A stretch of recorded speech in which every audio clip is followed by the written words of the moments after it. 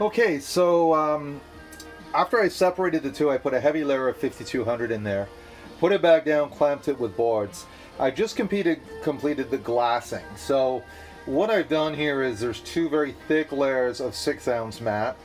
I use West System.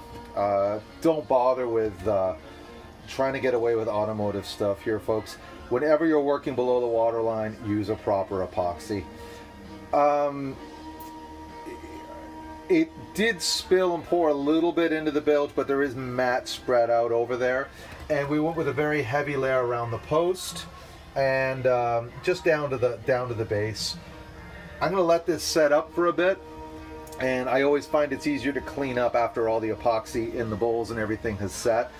Couple other things to remember when you're epoxying, and cut all your glass mat first. I didn't cut quite enough, and I ruined my wife's best pair of scissors. So she's not going to be too happy with me, because there's just no way when you've got gloves on and you're dealing with epoxy to handle anything. Everything you touch is going to get coated.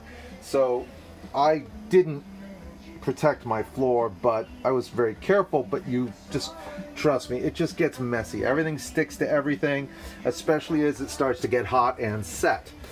So a couple things that I like to do now is I like to keep an eye on it and just look for any air voids or anything that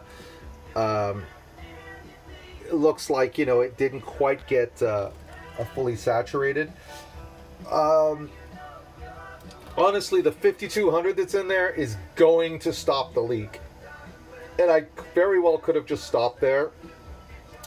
I